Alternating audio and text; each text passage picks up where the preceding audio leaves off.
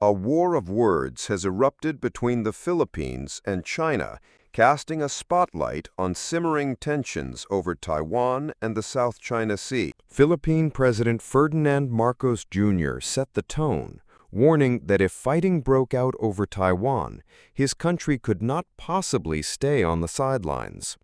His logic rests on 2 points. First, geography. The northernmost Philippine islands sit just a short hop from Taiwan. A flight from Marcos's home province to southern Taiwan takes about 40 minutes. Second, people. More than 150,000 Filipino workers live in Taiwan. Some estimates say closer to 200,000. Protecting and evacuating them in wartime, Marcos argued, would be an enormous humanitarian task. Beijing fired back. China's foreign ministry accused Marcos of playing with fire, filing a formal protest and saying his remarks violated the One China principle, the foundation of Chinese foreign policy, which holds that Taiwan is an inseparable part of China and that Beijing alone represents it. Geographic proximity and migrant workers, the ministry said, are no excuse for foreign interference in what it sees as an internal matter. Marcos then clarified that his comments were not a threat, but a reality check. Any war over Taiwan, he said, would pull the Philippines in, kicking and screaming, so planning is essential. Hope is not a plan, he added.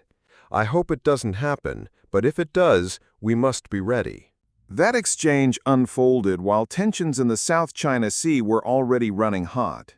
The Philippine Coast Guard reported yet another confrontation near Scarborough Shoal the same day Marcos offered his clarification.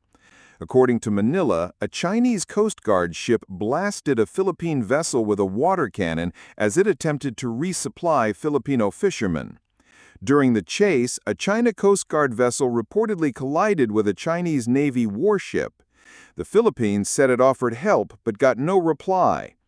China insisted its Coast Guard took necessary measures in a professional and lawful operation, omitting any mention of a collision or water cannon.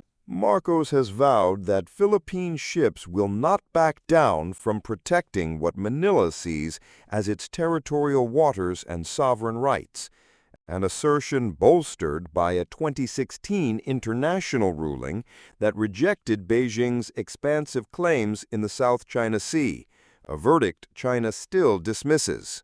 Caught between a rising China and a potential flashpoint across the Taiwan Strait, the Philippines faces a daunting balancing act.